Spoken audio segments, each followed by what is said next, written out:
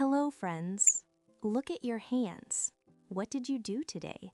Did you type on a computer? Did you wash dishes? Did you drive a car? We are all builders. Some of us build houses. Some of us build websites. Some of us build families. But the most important thing is how we build. Today's story is about a man named Thomas. Thomas was a master carpenter. A carpenter is someone who builds with wood. Thomas was the best builder in the city. His houses were strong, his houses were beautiful. He worked for the same company for 40 years. But now Thomas was old. His back hurt, his hands were tired. He wanted to rest. He wanted to spend time with his wife and his grandchildren. He wanted to go fishing. One Monday morning, Thomas walked into his boss's office. His boss was a rich man named Mr. Big. "Mr. Big," said Thomas, "I have something to tell you." "What is it?" asked the boss. "I am quitting. I am retiring. I am too old to build houses. I want to enjoy my life." Mr. Big was sad. Thomas was his best worker. "Are you sure, Thomas?" asked the boss. "I can pay you more money." "No," said Thomas. "I don't need money. I need time. I am finished." Mr. Big sighed. "Okay, Thomas, I understand. You have worked hard." Thomas smiled. He felt happy. He was free. He turned to leave the office. "But, Thomas," said Mr. Big, "wait." Mr. Big looked at Thomas. "I have one favor to ask you. Just one." Thomas stopped. "What is it?" "I need you to build one last house. Just one more. It is a special project. Nobody else can do it.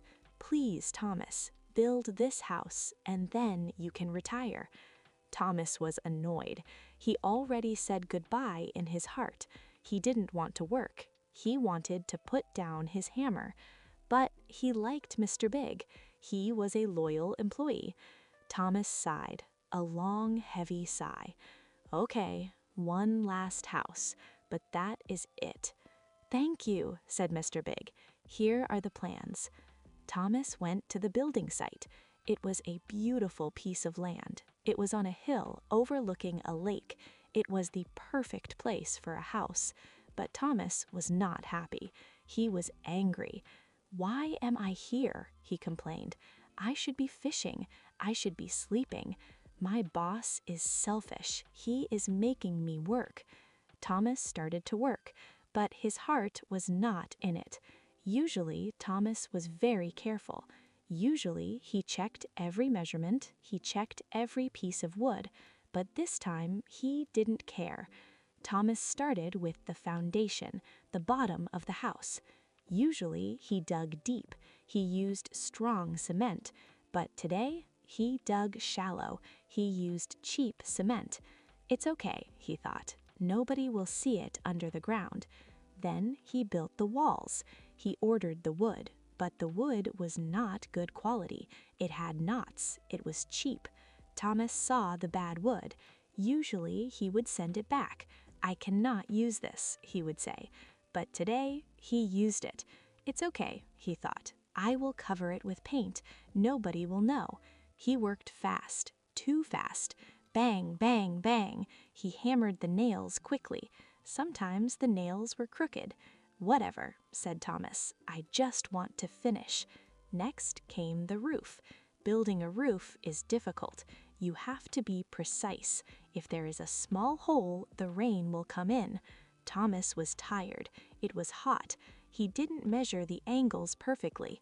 He put the roof tiles on quickly. There were small gaps.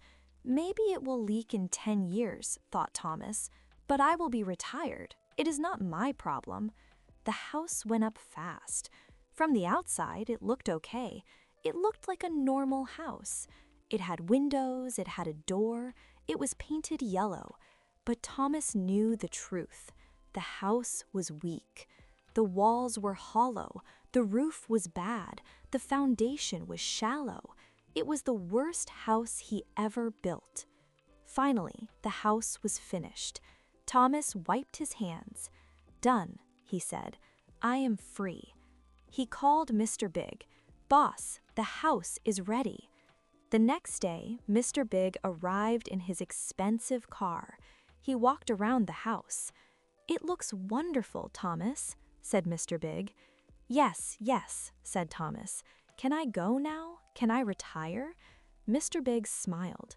He looked very happy. He put his hand in his pocket. He pulled out a small, shiny object. It was a key, a golden key. Mr. Big took Thomas's hand. He put the golden key into Thomas's palm and closed Thomas's fingers around the key. "Thomas," said Mr. Big, "you have worked for me for 40 years. You are a good man. This house is my gift to you." Thomas froze. "What?" asked Thomas. "This is your house," smiled Mr. Big. "I asked you to build it because I wanted you to have the best house possible. You deserve it. Enjoy your retirement." Mr. Big got in his car and drove away. Thomas stood alone in front of the yellow house.